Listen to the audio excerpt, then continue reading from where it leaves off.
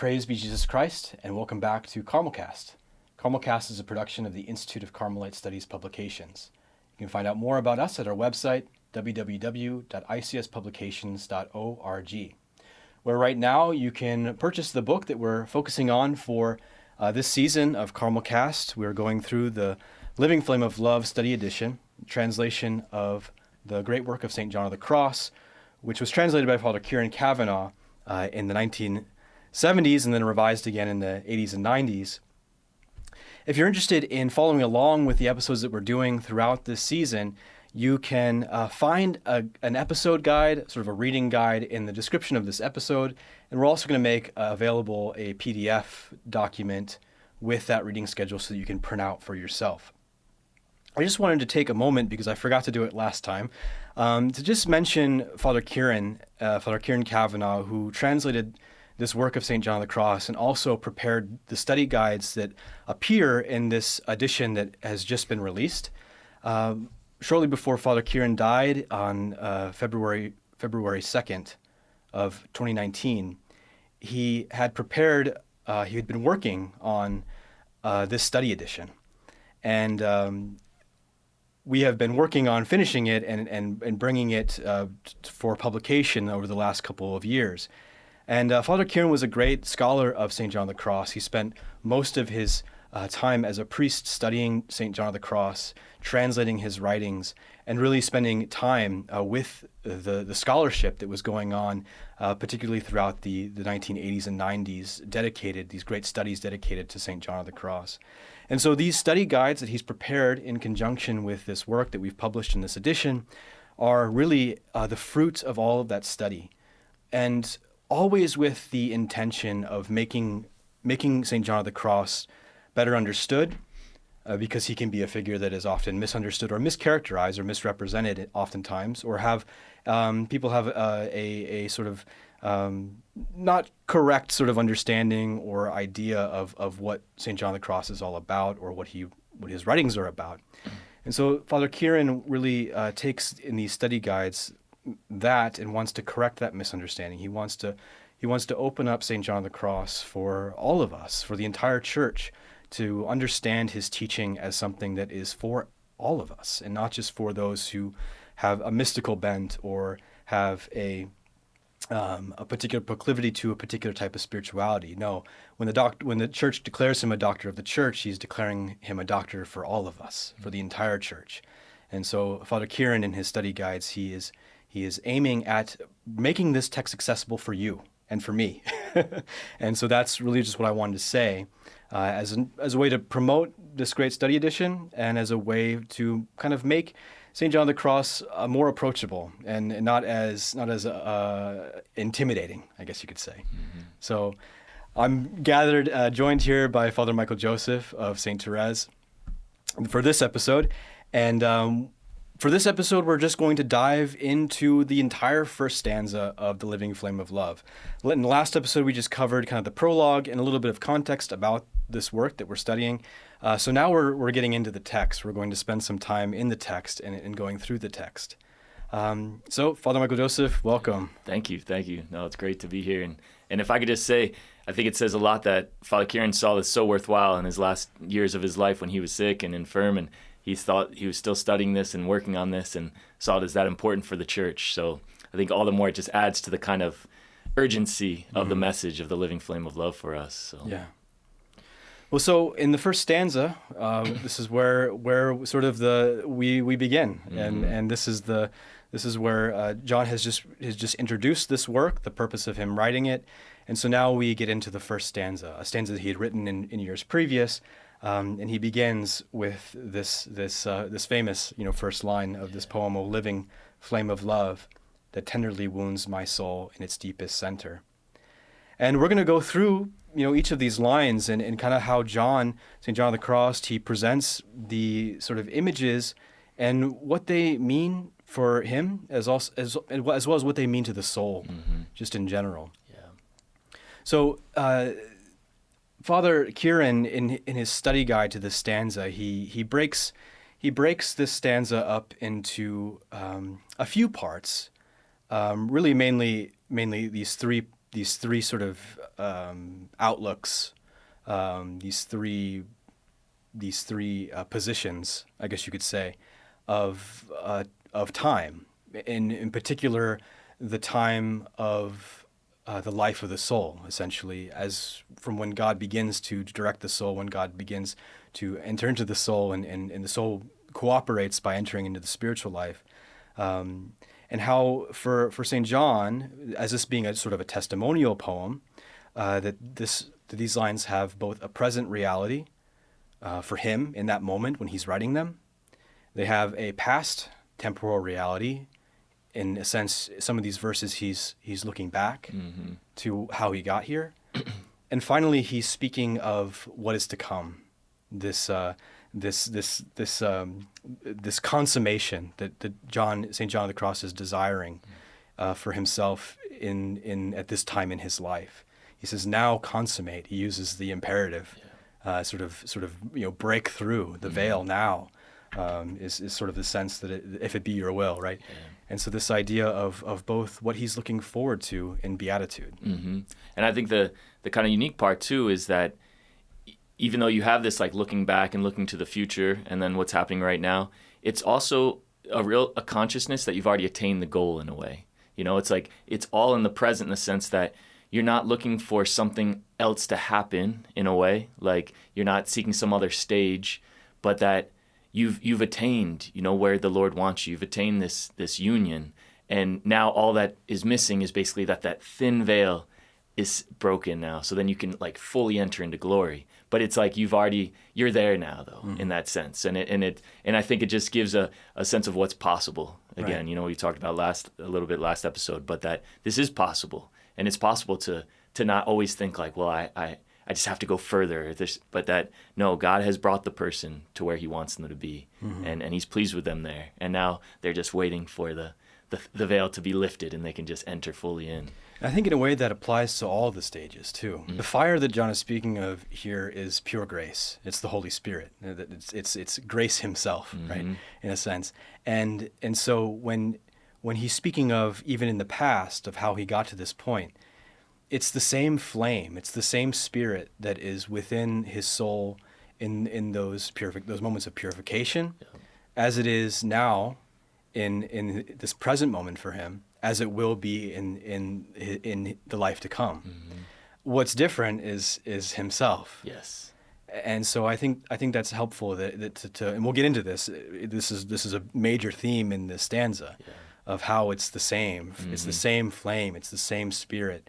It's the same fire throughout all of these different positions or outlooks of the Spirit with respect to us. It's just a matter of how we are changing over time. Yes, and it's something that you can't necessarily force to happen. It's a process, right. But you can have a kind of being content in that this is where God has you, and it's still the same God, like you said. It's still Him, so you don't have to be anxious, let's say, of where you are.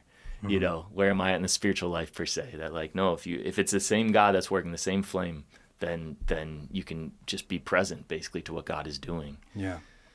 So John begins this part of his commentary with the same image that he introduced in the prologue, which is this image of the log consumed with fire and producing flames from it.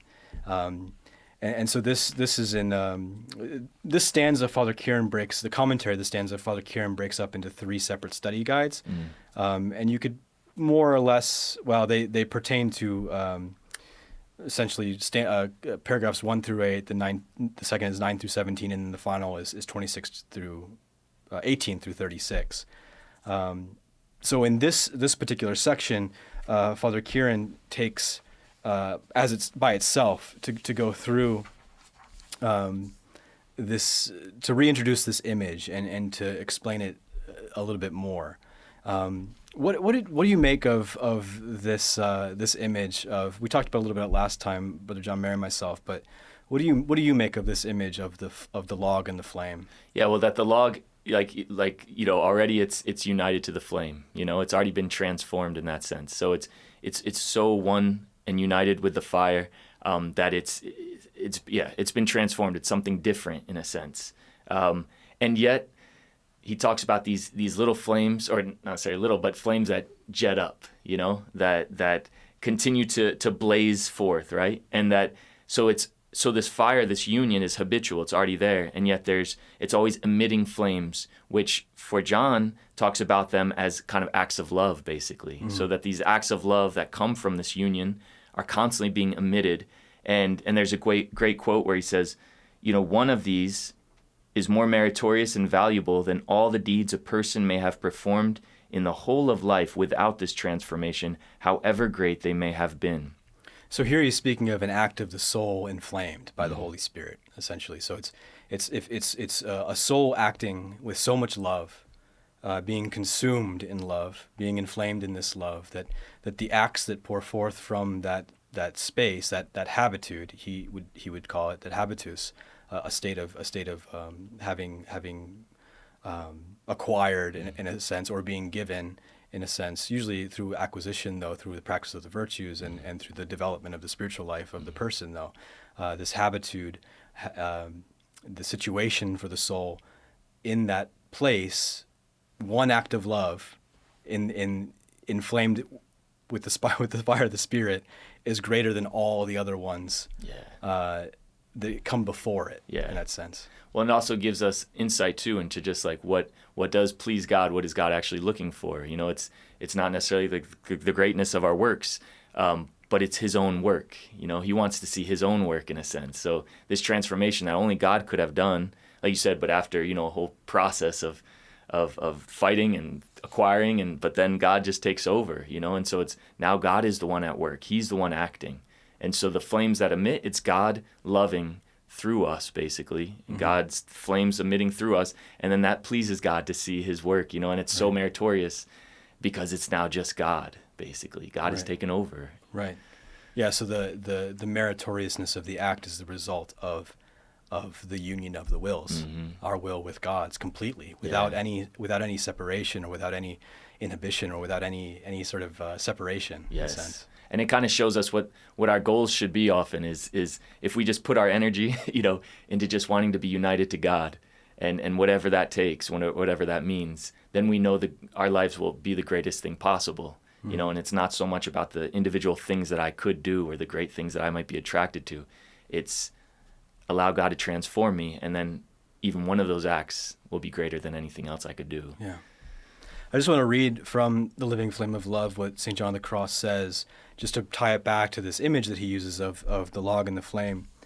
And you'll hear this language of habit and act that he's trying to explain here. He says, the same difference lying between a habit and an act lies between the transformation in love and the flame of love. It is like the difference between the wood on fire and the flame leaping up from it. For the flame is the effect of the fire present there. We can compare the soul in its ordinary condition, in this state of transformation of love, to the log of wood that is ever immersed in fire, and the acts of this soul to the flame that blazes up from the fire of love. And so it's this image of the log is consumed. The log is a flame, and from that is shooting up the flames, further flames, which are we're speaking of the act. And so the log itself has become entered into this habit of consummation, essentially, in a chemical sense, but also in the metaphorical sense, the beatific sense. Yes. There's nowhere else it can go, but it just flames up now. Yeah. Good. Well, I'd love to, it'd be great to spend as much time as we could on stanzas 1 through 8. But I want to move us along into the second section that Father Kieran has for us, which are the commentary of paragraphs 9 through 17. Mm-hmm. And Father Kieran calls this section the anthropology of the double center. Mm-hmm. And this is a really beautiful image that St. John of the Cross gives to us. Can you explain what's going on here with this idea of what is the center? Sure. And what is it not? I guess. Well, I'll just preface it by saying, I've spent long hours, trying to figure this out, throughout my last maybe 10 years or so. What does that mean, the center? And John explains it in a way, but for some reason, sometimes it doesn't always seem to be totally clear what he means by the center. But the way that John explains it, he compares it to a rock, basically, saying like that the center is where, like, let's say a rock, where it's inclined towards going, basically. So like a rock, with gravity, although John didn't probably know about gravity. I don't know. I don't want to say that, but I'm not sure. But the rock... He had an Aristotelian sort of sense of it. Exactly. So it was like the Greeks did. Exactly. And so the rock, in its weight, and in its movement, you could call it, wants to just keep going down, down, down until it would get, John says, to the center of the earth. Right. Then it would be at its center because it's reached kind of where all of its aspirations, all of its meaning is moving it towards.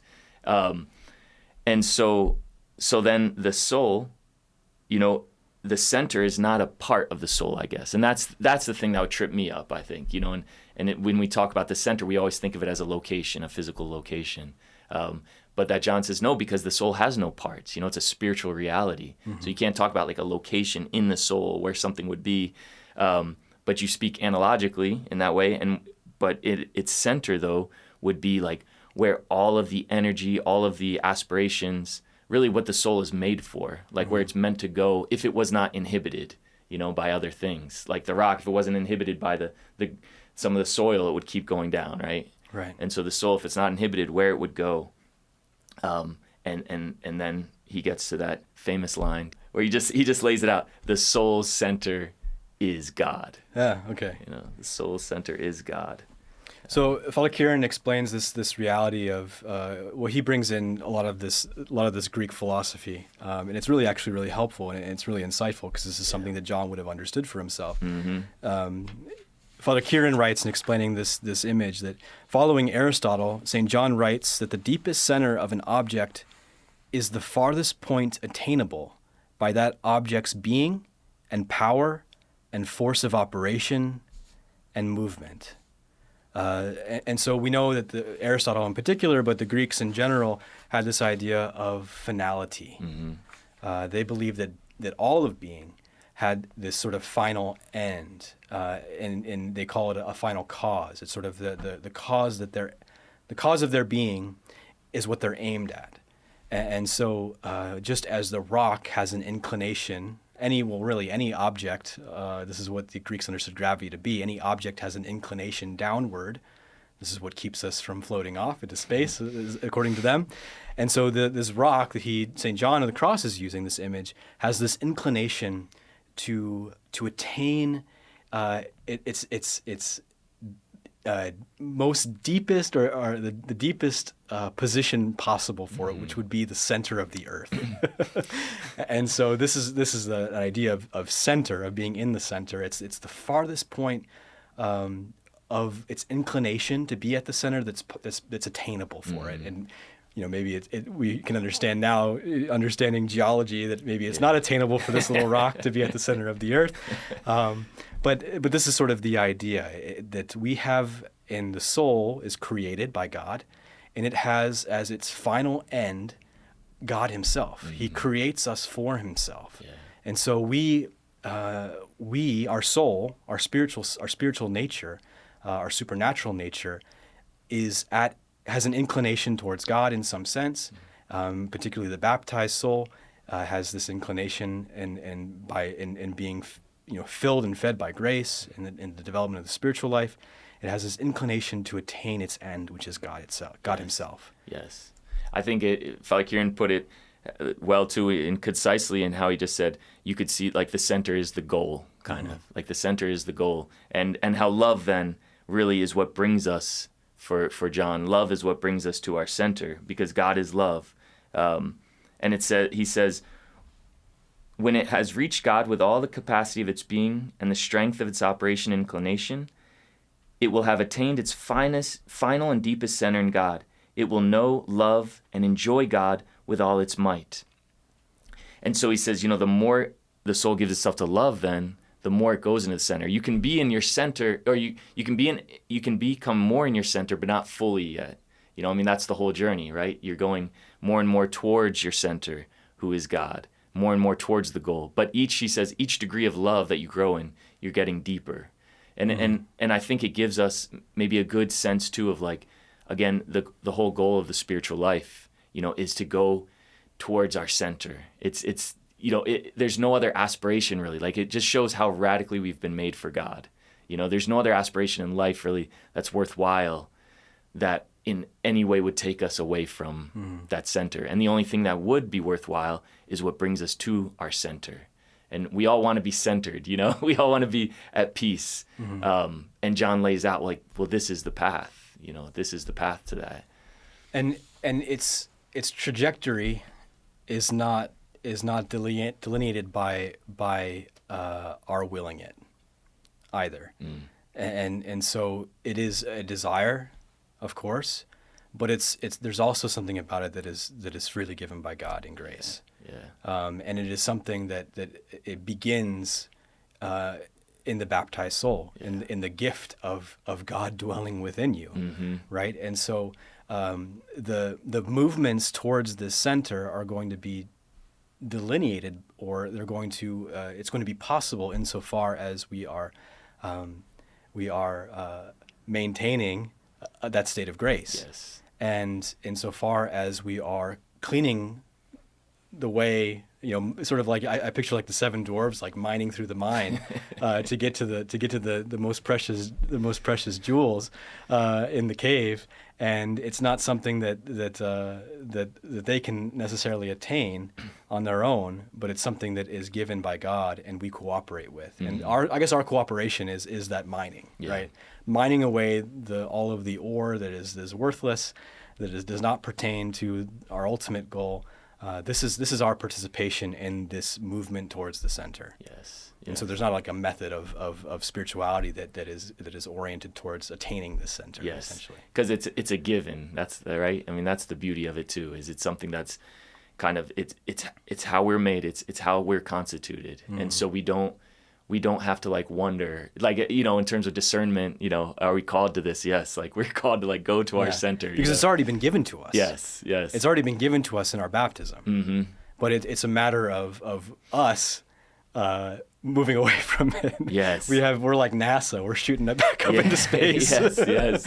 Rather than digging to the depths. Going down, but it's all within. That's the thing. Yeah. Someone might and John sort of anticipates this. What does John say to a soul or to somebody who considers themselves either not worthy or perhaps this a thinking or an attitude of this being too good to be true, of it being attainable in this life? Because that's going to be a big theme in this book. We're talking about something that John himself has received in his lifetime. Yeah. And is it just for the mystical doctor, or is it for all of us? So what does John say to that sort of sentiment? Yeah, because he recognizes that people are going to argue against him and say this, or don't even care maybe. They're not interested in this, or they think it's not possible. Or maybe they just don't see it around them at all. So they think, how is this, But John has this special grace to see it. He has this special grace to describe it as best he can. And there's a great quote of it, like kind of his reply. Would you want me to read that? I can. I think you got it. I want to read it because it's one of my favorites. I think you got it. So this happens in paragraph 15, beginning in paragraph 15 of the commentary on the first stanza. He says, "Yet I reply to all these persons," and here he's speaking of the persons who doubt that this is something for them, or that this is something attainable, or that it is receivable in this life. He says, "I reply to all these persons that the Father of lights, who is not close-fisted, but diffuses himself abundantly, as the sun does its rays, without being a respecter of persons, wherever there is room, always showing himself gladly along the highways and byways, does not hesitate or consider it of little import to find his delights with the children of this earth at a common table in the world." So that's a lot to unpack. When we were talking about this quote earlier, what did you mention? Well, it's just so full of biblical citations, so full of biblical thought. It quote, in the actual text, there's two that it quotes, but almost every three, yes, but almost every line is from the gospel, or from St. Paul or the letter of St. James. or from Proverbs, about being finding delight with the children of the earth. And it just, so it just shows how imbued John is with the scripture, but then how evangelical this teaching is, like how rooted it is in what God actually desires. Yeah. It's not just John because he's got these great experiences he just assumes that everyone else will or something, or he's just trying to be very generous or something with his teaching. No, it's like, this is who God is, he's saying. And so we can't doubt that. Yeah, and so this is the second instance that we've come to in this season of John's response to somebody who may doubt that this is something that they can receive in this lifetime. In both times, what does he do? He has recourse to the gospel. Yeah. And it's like, what more? Well, I mean, I don't need to prove it to you. I can just point you into the direction of what our Lord has said with respect to this. And so we have to take seriously the evangelical life as is proposed to us in the gospel and in Jesus' own words. Yes, and it's a real call to confidence too, because as we know, for different reasons, we can't always see what God is doing, and we don't always feel like there's flames of love leaping from within us, or whatever, wherever we are in the spiritual life. I think reading this, instead of saying, well, that's not really for me, or like, I'm so not there, I can't really relate to that, be like, God, I trust that you can do this in me. Not only that, I trust that you delight in doing this in me. Yes. I think that's this idea, God, the Father is not closed-fisted. Yeah. He gives open-handedly, and it's not he's not keeping track or keeping count of how many times we walk away or walk towards Him. Yes, it's God's joy. To do this. This is it's Him being who He is. By doing that, and it's the purpose of our own creation as well. I want to transition because. This is I think a section of this book that it could be very helpful for people, and it is when St. John of the Cross is looking back, and this happens in paragraphs 18 through 26. He's looking back at his experience of trials, tribulations, purifications, the process of letting go of one's attachments, the processes of being detached passively by God's own willing it, all of these things, and he recognizes in looking back that it's the same fire. The fire that purifies is the fire that inflames, that he's speaking of in this book. And I think there's sections in here that can be really helpful. So I just want to read when he arrives at this, and this is in paragraph 19 of the commentary. He says, "The very fire of love that afterward is united with the soul, glorifying it, is what previously assailed it by purging it, just as the fire that penetrates a log of wood is the same that first makes an assault on the wood, wounding it with the flame, drying it out, and stripping it of all its unsightly qualities, until it is so disposed that it can be penetrated and transformed into the fire." And so this image, and he pulls the analogy to come earlier in the process of the log even becoming inflamed, and pointing out that it's not something different, that there's no fire starter on the log, that you use to get the Christmas fire rolling or something like that. It's the same fire. It's the same log, and this is an important reality for us who may be experiencing these periods of purification or these seasons of dryness, these seasons of aridity, because it's the same thing that you are anticipating and hoping for and praying for and desiring is the same thing that you're experiencing right now, in a sense, just in a different way. And it, as he points out, it's because of the condition of the log, right, defines how the action of God's flame will affect it. So based on, he said, same log, same flame, but based on where the log is, it's going to feel it very differently. And we've probably experienced that in some ways in our life. I think of as a little kid when I would not get up, for school, and my mom would eventually have to come in and rip off the covers, open the windows wide, and the light just pours in, and you're just not in a place to get that light and rejoice in it. It feels oppressive. It feels like it's hurting you more than anything else.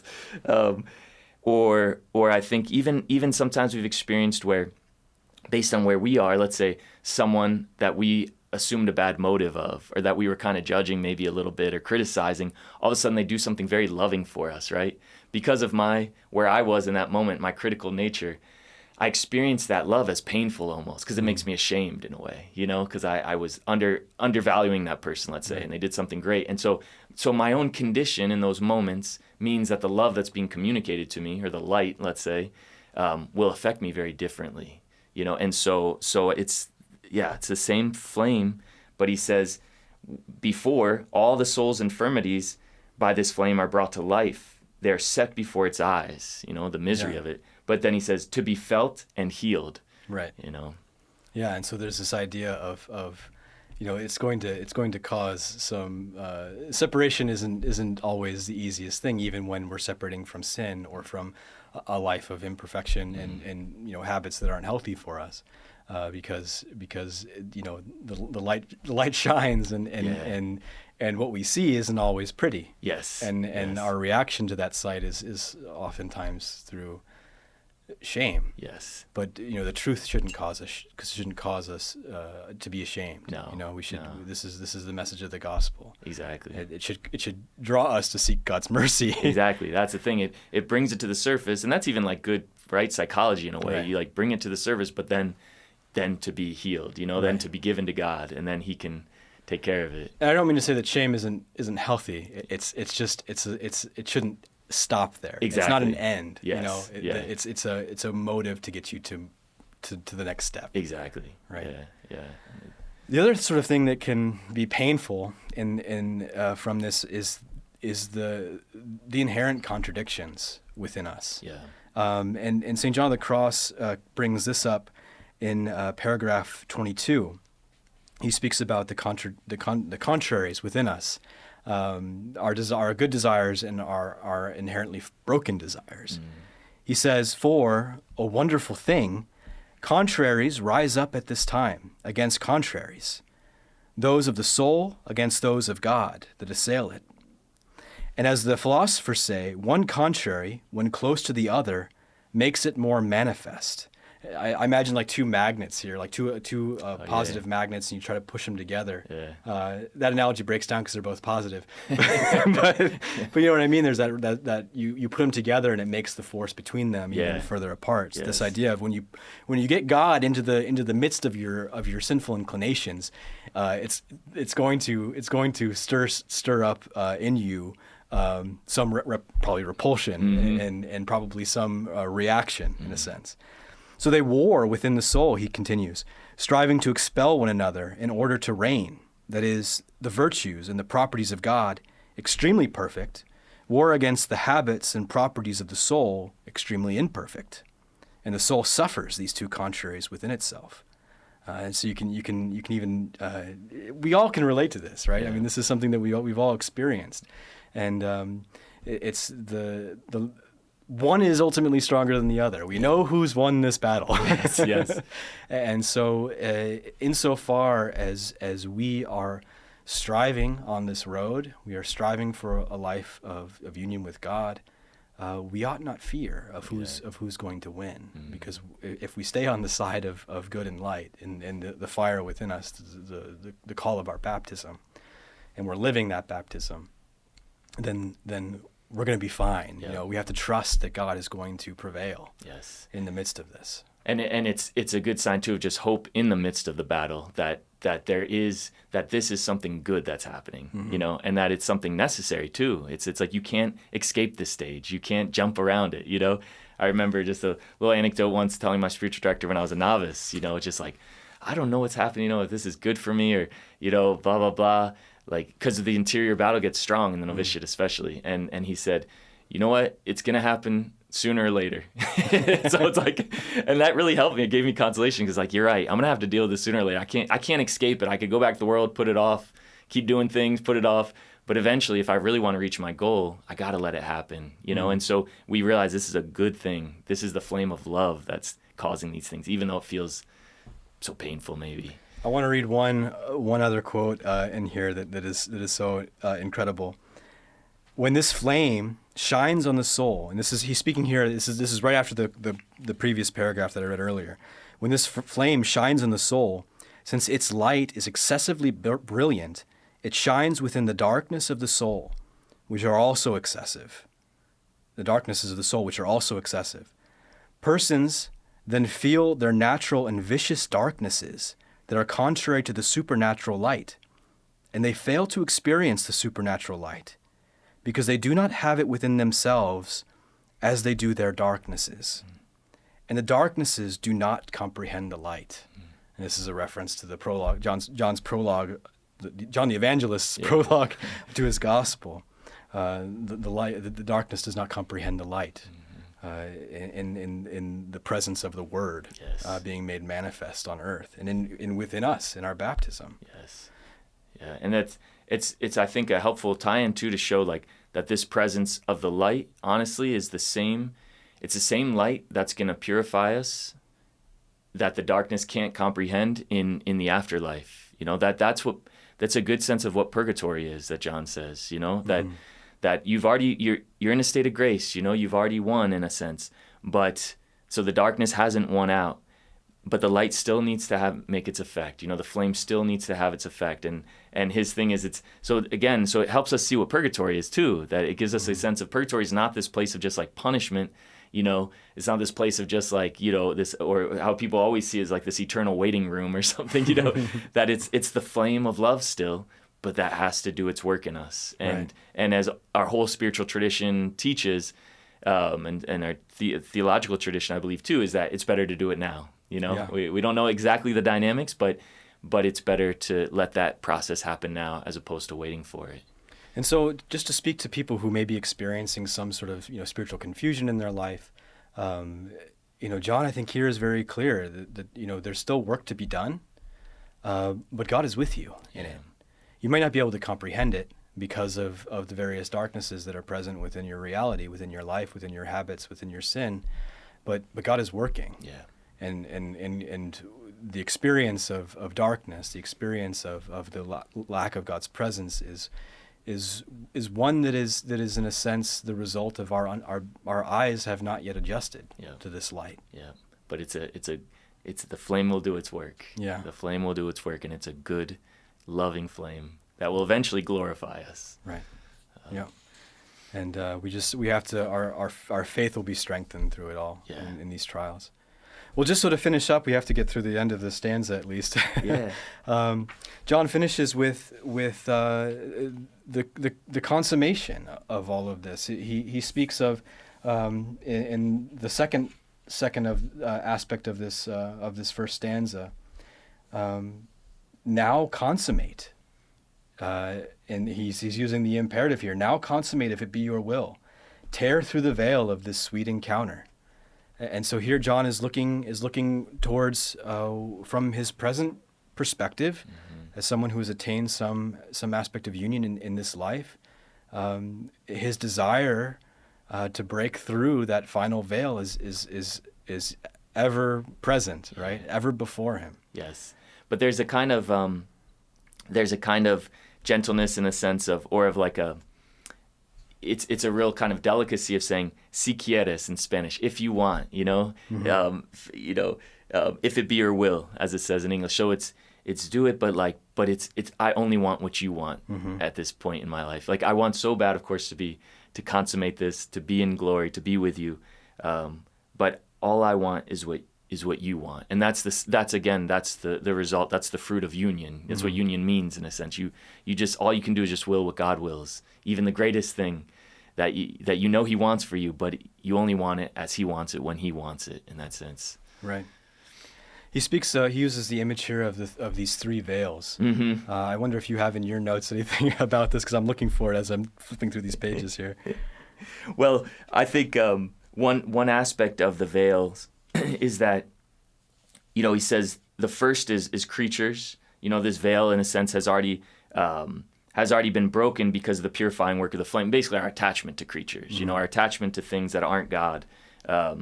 And so the flame has purified that. The second is the natural operations of the soul he talks about. So like our own, tendency to just kind of think on our own, will on our own, just sort of spin our wheels, just using our natural powers again in a way that's not necessarily centered in God. And he says, but that's also now been purified. Now we think as God wants us to think, we will as God wants us to will. It's all centered in God now. So he says the last thing is the earthly life of the soul. That's like just whatever's holding your body and soul together is kind of the final veil that he's asking God to finally, break that. So now you can go in. Yeah, and when I think of a veil, I think of like some lacy sort of thing that's very easy. It's like, oh, I can see the light through this. It's very, very translucent in a sense.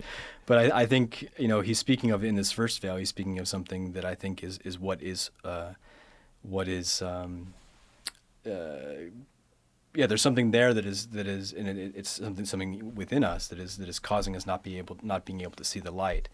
And so maybe in using and having this imagery of this temporal veil, this veil of creatures, is probably something a little bit heavier, that is causing us not to be able to see, through three curtains maybe, down the line of God's glory, of the light of the flame as it comes into us. And yet maybe the veil image does work in that sense too, because we do see enough light though to kind of like keep us going, right.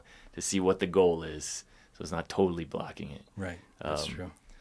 And then that kind of ties into the last verse, tear through the veil of the sweet encounter. Tear through the veil of the sweet encounter, where it's that last veil now that he's specifically talking about. And he talks about, the death of love here, the death of love. So he gives this beautiful kind of distinction between kind of just dying a natural death or whatever might tear that final veil of the body and soul separation. Many things can do that, we know, of course. But he's saying, but there is an other path to these ones that God has brought to himself in this way, that they would die of love. That love would be what finally tears. And there's a great quote where he says,